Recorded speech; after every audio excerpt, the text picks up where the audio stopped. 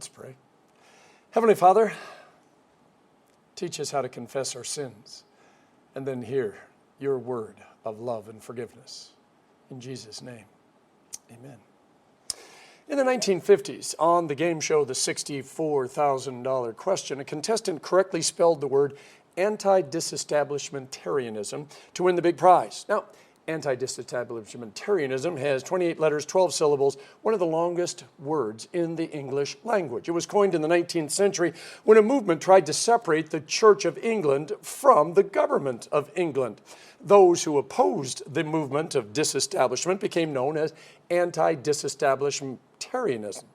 Like Abkadefi Jacqueminopper Stuvowitz's from Sesame Street, the word took on a life of its own. Duke Ellington and Eminem actually used the word in one of their songs.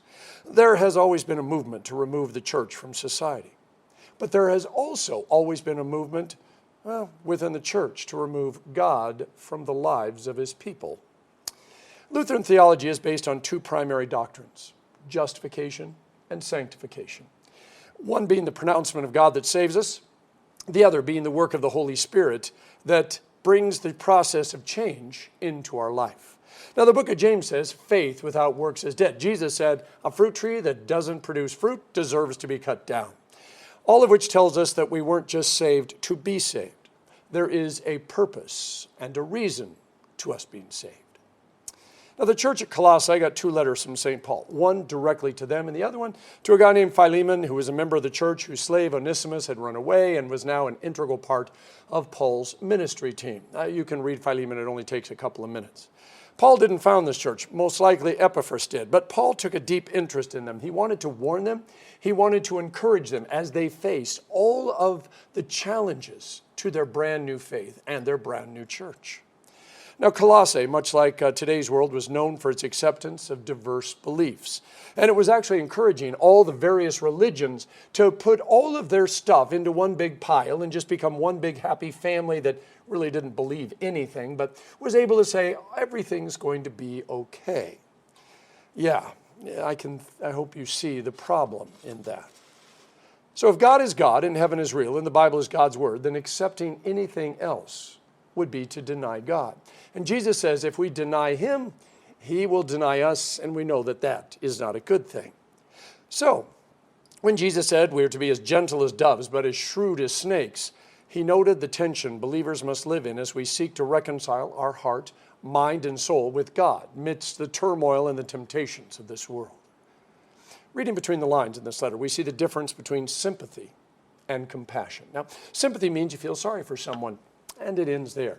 Compassion means you not only feel sorry for them, but are motivated to relieve their suffering.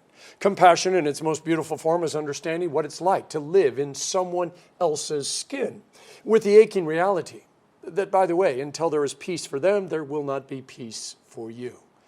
Paul has compassion. Now, all of us face our personal demons, but if we're compassionate, we also pray for the ability to help others face their demons. If our personal world is relatively stable and calm at the moment, when we look out at the window, we will see our neighbor who is suffering and whose life is coming apart. And we realize that there can be no peace for us until there is peace for them. People who say they are spiritual and they worship God on the golf course, the beach, or the mountains, and never in the church. Well, they're people who are often unwilling to look outside the window and take the pain and the suffering of their neighbors and their community unto themselves. They have limited themselves to their own struggles and their own pains. And I understand their choices, but they are missing out on something truly beautiful, which we call the church. Whenever two or three gather in Jesus' name, well, yeah, it's called the church. And right there we have a problem. Because the church is imperfect, prone to wander, sure they're right about things, unwilling to bend. And to be honest, we are antisocial when it comes to certain people in other churches. Because whether we like to admit it or not, instead of partners in the gospel, we tend to see all those other churches as the ones who are in competition with us. And so church is a very loaded word. But what would you expect from a bunch of sinners gathered together? The church is not the only way God works, but it is his preferred method. Now, the Old Testament is filled with stories of the church being the church in the most holy and spectacular way. But the Old Testament is also filled with stories of the church being the church in the most unholy and catastrophic way. Now, whenever the church failed, God always sent prophets to restore them. When Elijah, one of these prophets, just had enough, he said, God, I am the only one left, so just let it all in. And God's response was, look, I have 7,000 others, so don't give up. Now, whether, by the way, there were exactly 7,000 other prophets or God was doing that metaphorical thing because 7 is the perfect number, it doesn't really matter. God's people were never alone, and neither was Elijah. Now, God is always calling his people and his church to repentance. And the Holy Spirit stands ready to enter the lives of those who are willing to become instruments of God's grace. We are set apart for God's purposes, and that's why God calls us his church. It's not in a perfected or almost perfected state that we become Jesus with skin on for the world. No, it is always in our weaknesses, our imperfections, our pain, and our problems where we serve best as living witnesses of God's grace. I want you to imagine being the church 2,000 years ago. Brand new believers, brand new pastor, no New Testament, no seminary, no conferences, no resource libraries. Some people walk into the church with an air of self-confidence, an air of knowledge and experience, and they offer to help this fledgling church. They watch the worship service, and afterward they pull the pastors and leaders apart and say, you're doing it all wrong. Instantly, the church is thrown into turmoil as some hold fast to the way things are. Some want to go back to the old sacrifices. Some want to merge with all the other churches that believe in witchcraft, other gods, and even worship trees. Now, you need help. So you write down all of your questions, all of your needs, everything that's going on, and you put it in the mail. You didn't need a stamp. You had to find somebody who would go find, Peter or Paul or the church in Jerusalem, and you send it to them, and if you were lucky, you might get an answer back in a few weeks or a few months, if you got an answer. Now, Paul's sitting in prison waiting on his trial. Now, he receives these letters and visitors who come and tell him what's happening in the church. He writes back to some of these churches to warn them, encourage them, to inspire them. But there is only so much that you can do from prison, which is why he keeps reminding them that the Spirit of God is working in and through them, and that they are to hold on to what they were given. Now, the purpose of the church is to be God's people. Our purpose, by the way, never changes. Not here, not in heaven. We're God's people. That's our purpose. Because of sin, though, we don't start off even close to being God's people. In fact, even after we're baptized, catechized, and we've got 100 church services, in the attendance record, we still don't look much like God's people. It's not that we don't want to be like Jesus. It's just that there are so many voices in the world and so many things to do. Let's face it, sometimes we're weak. So St. Paul gives a blunt list of all the things believers should avoid, going so far as to say, put to death these things in your life. If only that were easy. I mean, wouldn't it be great if all those things that get advertised late at night actually work the way they were supposed to? Wouldn't it be great if the pastor got up and was able to say, thou shalt not, and you never felt like shouting again? Here is where we have to do some theology. The purpose of us getting saved is not for us to become perfect. I know we say, I want to become like Jesus, but that doesn't mean what we think it means most of the time. See, in perfect theology, when we get saved, we're saved. End of story. Nothing more for us to add, nothing more for us to do. We can't even prove that we were worthy of being saved because it's a gift of God, plain and simple. Saved means saved. Our name's written in God's book. The angels sing. Some cherubim goes and finds our room and puts a future home of with our name on it on the door, wherever we're going to live in heaven forever.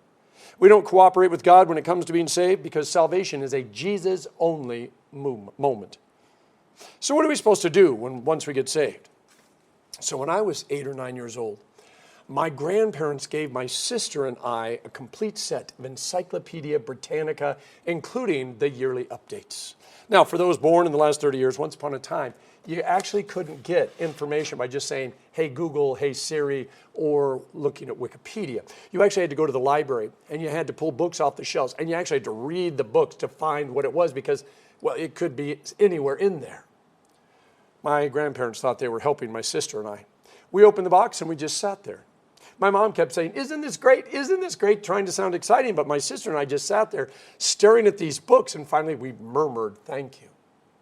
Now the next year, my grandparents got us Schwinn 3-speed bicycles. Oh, they were bright, cherry red, and they had the reflectors and the spokes. And by the way, we just kept shouting, thank you, as we wheeled them out of the garage. Now, it was 30 degrees. There was snow and ice. We didn't care. And when we came back from our quick road trip, we couldn't say thank you enough. I think you know where I'm going with this. When we start worship, we confess our sins. Now, the only other place I know of that starts with a confession is Alcoholics Anonymous. We say it out loud. I've sinned against you, O Lord, in thought, word, and deed. Some of my sin I know, and quite a bit remains hidden from me. Some churches have stopped doing this because it made people uncomfortable. And it is uncomfortable. But in this first letter, St. John said, if we confess our sins, God, who is faithful and just, will forgive our sins, cleanse us from all unrighteousness. And if we say we don't have any sin, in other words, by not confessing, we make God out to be a liar, and his word is not in us. Whew.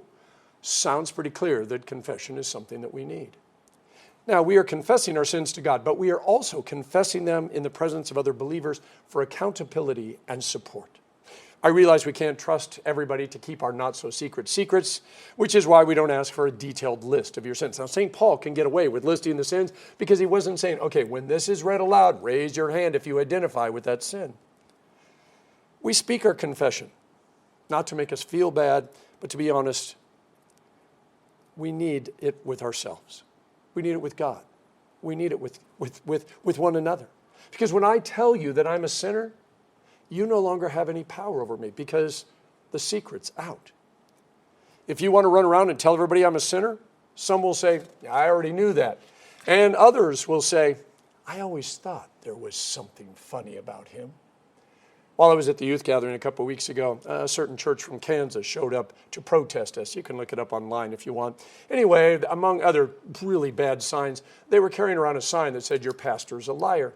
As the youth went by, because we formed a barricade to get them all into the convention center, I told the kids, I said, it's absolutely true. I am a liar. I tell people all the time, I did not eat that donut for breakfast. And they turn and they say, Pastor, you still have the chocolate there on your lips.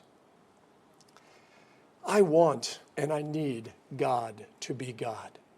I've tried to be God, and I've failed over and over again. And if you've tried to be God, I'm pretty sure you failed too. God is all about restoring us in his image. We're going to face the same temptation Eve did when she wanted to be God instead of just be created in the image of God. And it hurts to confess our sins, to be confronted with the things we're tempted by. But it's necessary. See, God doesn't do it to be mean. He does it because he loves us. That's why the verse starts off with, if we confess our sins, but ends with, God, who is merciful and just, will forgive us our sins and cleanse us from all unrighteousness. We confess, God forgives. And the celebration both in heaven and on earth begins. Tim Keller said, if your God never disagrees with you, you just might be worshiping an idealized version of yourself. And this takes us back to who we think God is. Because if God is God and he disagrees with us, I think we know who's right. And it's not us. Going back to the whole anti-disestablishmentarianism, that's what St. Paul's letter is all about. Paul says he knows what the church is going through. He knows it would be so much easier for them to go back to the way things were, to remove God from their lives and mash everything together so that they never have to feel bad, so that they can just sing happy songs and pretend everything's okay. But they were created and redeemed for something more, which is why neither Paul nor God are giving up on this church. The church isn't perfect, but it has been given a gift from God to share with the world. I can't eliminate all the pain and the fears and the problems in your life. I can't stop the sirens from going off saying tsunami or the tornado or hurricanes or earthquakes. I can't stop all that stuff. But I can promise you that you never have to go through it alone. When you confess your sins, when you lay your burdens before the cross, the stories are always difficult. And yeah, some people aren't going to get it. Some people are going to use those things against you. Don't worry about them. It's not about them. It is about you. Because there are people who are going to get it. There are people who are going to come beside you. And that's what the church is in its finest moment. Your experiences and journey can be a gift to someone else, by the way. It's the old, what? You too? I thought I was the only one. In a world struggling with division, pain, and, loss, we are all longing to belong. See, the wonder of this tiny planet revolving around the sun with 8 other planets, I still think Pluto's a planet that sustains our lives and creates beauty and wonders. It allows us to see just how much God loves us. We are broken, misbehaving wonders of creation. Our identity as baptized children of God means daily dying to the way we hurt ourselves and hurt each other and rising again into a new life in Christ. The world can feel too overwhelming and the night so terribly dark, which is why God created the church to love, forgive, confess, guide, help, and bring light into our darkness. I love the way Paul ended the section. It doesn't matter who you are or where you came from or what your past is or even how you wind up here, what language you speak. He says, we are in Christ. You are loved, you are forgiven, you are forever. And by the way, if you become an anti-disestablishmentarianism, meaning you want to keep God in the church and keep the church in your community, you'll get more than $64,000. You get eternal life. In the name of the Father, and of the Son, and of the Holy Spirit. Amen.